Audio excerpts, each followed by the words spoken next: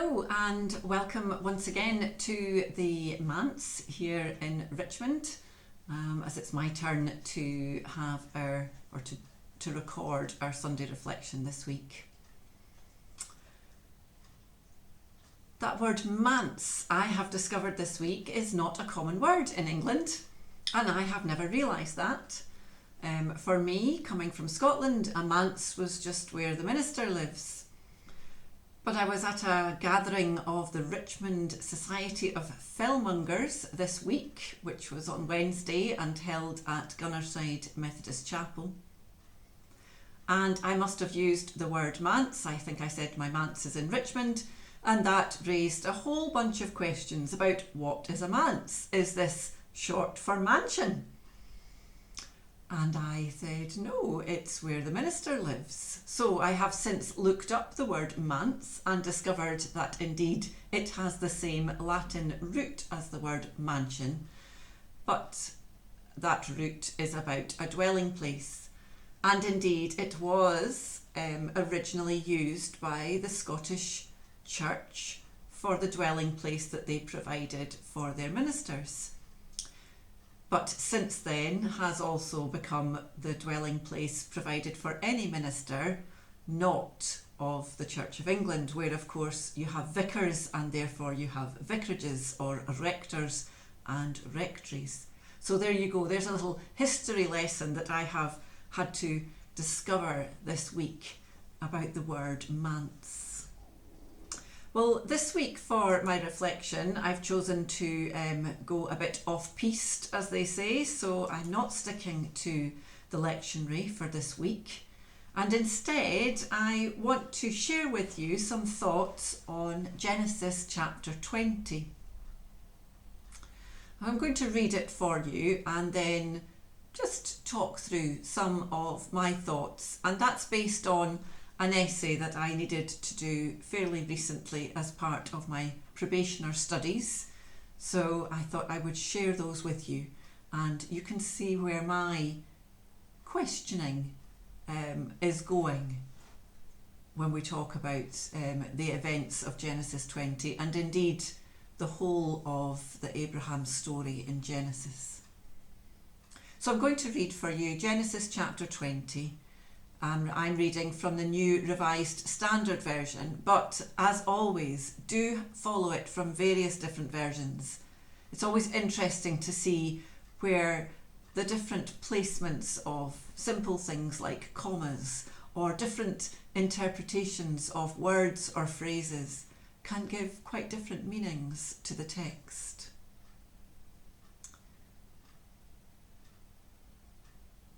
So before we have chapter 20, we have just had the destruction of Sodom and Gomorrah, and Abraham has looked from up high and seen the smoke rising in the distance. And so chapter 20 tells us from there, Abraham journeyed towards the region of the Negev and settled between Kadesh and Shur. While residing in Gerar as an alien, Abraham said of his wife Sarah, "She is my sister." And King Abimelech of Gerar sent and took Sarah. But God came to Abimelech in a dream by night and said to him, "You are about to die because of the woman whom you have taken, for she is a married woman." Now Abimelech had not approached her, so he said, "Lord, will you destroy an innocent people? Did he not himself say to me, 'She is my sister'? And she herself said, 'He is my brother'? I did this in the integrity of my heart and the innocence of my hands." Then God said to him in the dream, "Yes, I know that you did this in the integrity of your heart. Furthermore, it was I who kept you from sinning against me. Therefore, I did not let you touch her. Now then, return the man's wife, for he is a prophet, and he will pray for you, and you shall live. But if you do not restore her, know that you shall surely die, you and all that are yours." So Abimelech rose early in the morning and called all his servants and told them all these things, and the men were very much afraid.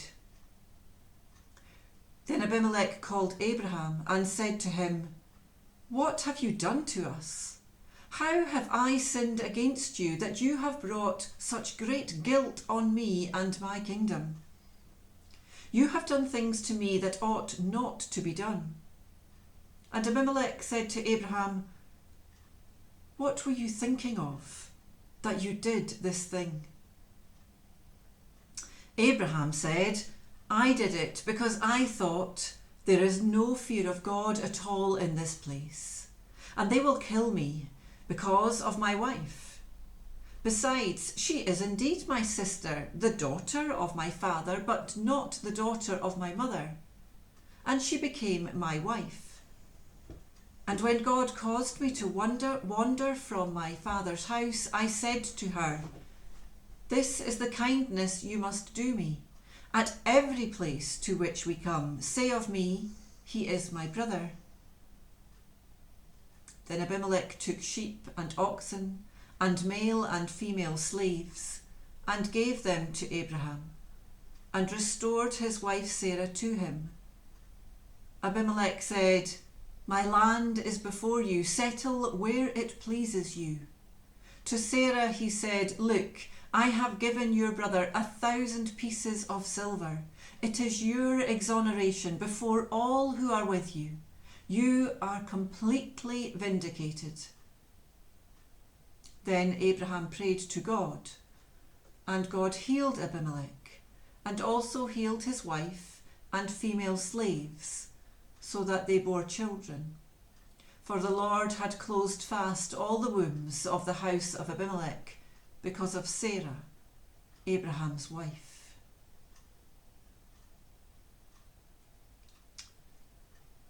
And we thank God for that reading from the Hebrew Bible, from our Old Testament. I wonder what we can make of that passage, perhaps one that you are very familiar with, but one that must surely puzzle us and make us wonder, was it okay in these times to pass your wife off as your sister, even if she was indeed your half-sister, as unexpected that would be today, to have a wife who was your half-sister? But perhaps it was okay then, was it? Or perhaps not. We have the story of Abraham and Sarah travelling to settle in a foreign land, Gerar, part of Philistine, under the rule of King Abimelech. And as we heard, Abraham declares that Sarah is his sister, and we are told that Abimelech takes her.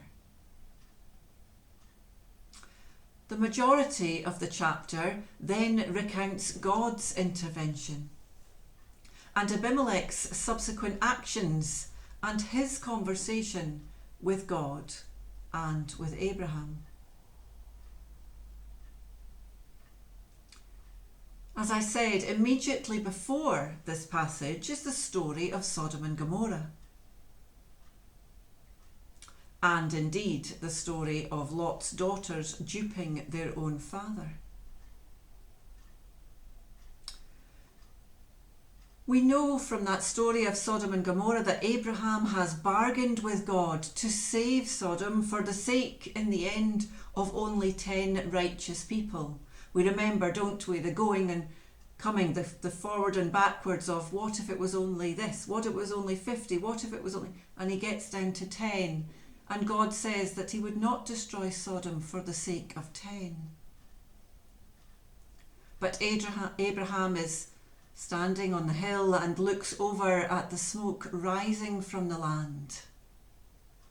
So he knows at that point there must have been less than 10 righteous people in that whole city. And I think that's important for us to remember that when we consider how Abraham then talks about knowing that there were no righteous people, that there was no fear of God in the land to which he travelled. However, we have to question why Abraham chose to travel to such a land. Because if we then remember that Sarah has not yet given birth to Isaac, we don't know at this point if she is already pregnant or not. But we know that in chapter 21, immediately following this story of being given as a sister, Sarah gives birth to Isaac, the promised child. The child that God has promised to Abraham and Sarah despite their age and Sarah's barrenness, which of course may have been nothing to do with Sarah individually from Abraham, but might have been something to do with the connection between them, or any number of reasons. So we wonder, was Sarah pregnant at the time of being given to Abimelech? And if she wasn't, what sort of risk was this that Abraham was taking? Knowing that Abraham had promised that that God had promised Abraham that Sarah would fall pregnant. Knowing that time was against them. Knowing that he was travelling, he said, to a land where he would be killed if he didn't offer Sarah as his sister for the purpose of being part of Abimelech's harem.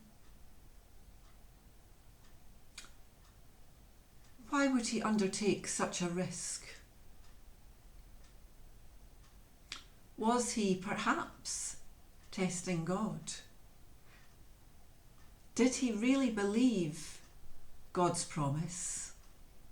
Or was he trying to get Sarah pregnant by another means so that the promise would seem to be fulfilled, when he knew that between the two of them they seemed to have had no success for many, many years?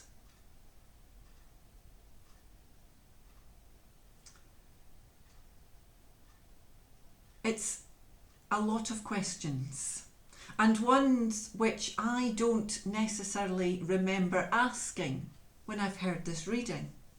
Because of course we think of Abraham as the great, faithful father of the nations. We have learned not to question Abraham's motives. We have learned not to question his faithfulness.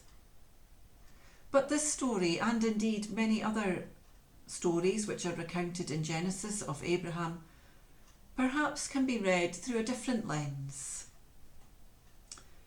Perhaps they can be led through the lens that says that Abraham was a flawed human being.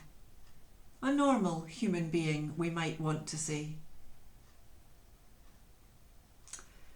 Perhaps Abraham was just like some of those other characters in the Bible who God uses for great purposes, who in fact were just as flawed as every other human,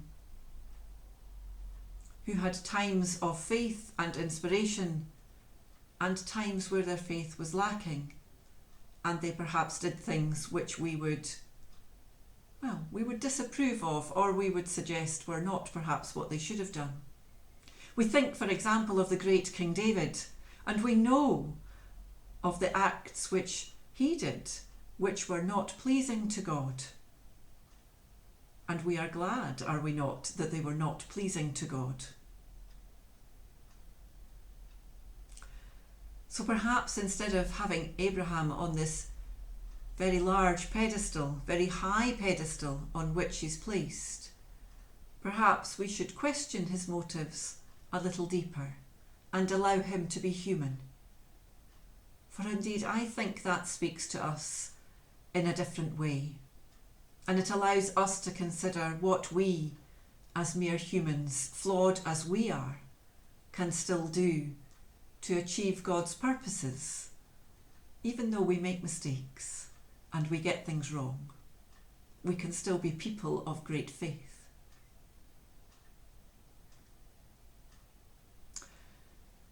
Commentators have been arguing, in fact, over this passage for a long time, each offering different reasons why Abraham might have done what he did to sort of justify his actions. There are two main schools of thoughts. The first is that Abraham, on entering a foreign land, wishes to make a gift to the king to ensure his safe welcome and residency there. Those commentators tell us that it was traditional to offer an unmarried daughter to the king, to form part of the king's harem or household. And since Abraham doesn't have any unmarried daughters, he offers Sarah for the same purpose, assuring the king that she is my sister. And the passage tells us that Abimelech sent and took Sarah. And it is possible, therefore, that he had not seen her himself at this time and was merely sending from his household for the gift that had been made to him from the foreigner now resident on his land. The second school of thought goes that Abimelech's taking of Sarah was not instigated by Abraham, but was rather an inhospitable act by Abimelech. This explanation relies on the fact that Abimelech's first interaction with Abraham and Sarah was not to offer bread and wine, food and drink as a welcome to his country, but rather the assumption is that the order had been given for Sarah to be taken, and that this would involve killing her husband so that she could belong to the king. Only in response to this order does Abraham declare that she is his sister and therefore is protecting his own life. Both these options that are given to us traditionally require us to read situations into the text which are not given, certainly not in chapter 20, and sometimes not at all, and cannot therefore be proven either way. Some assumptions, such as Sarah's beauty, can only be inferred by knowledge of another similar passage, that from chapter 12. For this is not the only time in the Bible that Abraham gives Sarah as his sister, and indeed within that chapter we read, did we not, that Abraham had said to Sarah that wherever they went, he would take this course of action. There are 3 such scenes in Genesis.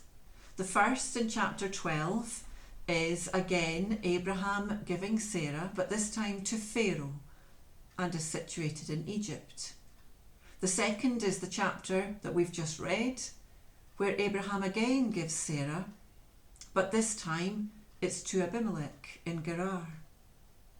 The third occasion, it's not Abraham and Sarah, but this time it's Isaac and Rebekah.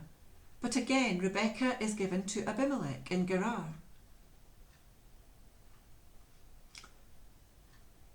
I wonder whether there were 3 occasions. I wonder whether there were different traditions involving different people in different places. I wonder whether there was one story with 3 versions, or whether indeed there were 3 stories or more, but 3 were laid down into the final version of Genesis, which was put together not that long, a long time after the first stories would have been recounted orally.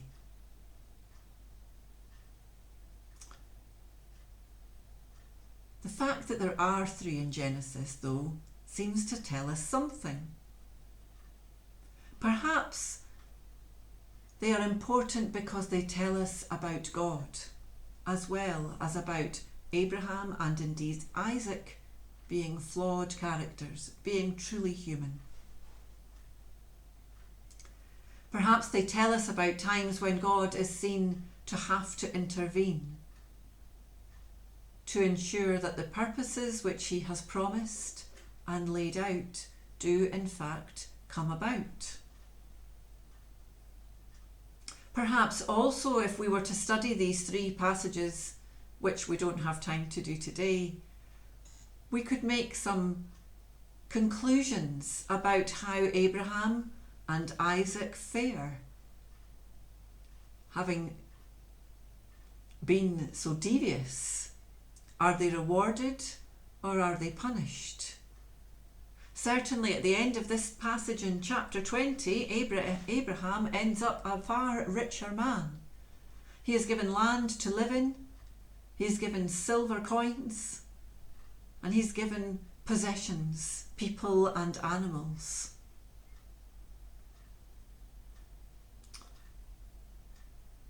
Why is he rewarded for his deceit? It's a question we can ponder. On the other hand, Abimelech, this pagan king, is the one who listens to God, who hears God speak in a dream and gets up and behaves exactly as God has instructed. A man who we have to presume then did in fact believe or fear in this God. He didn't shrug off the challenge. He accepted the word of God and acted accordingly. And as I've said, we must note that God becomes very involved. He prevents Abimelech touching Sarah, we are told. He informs Abimelech of Abraham's deception and agrees that Abimelech will not be harmed if he returns Sarah and makes good for what he has done.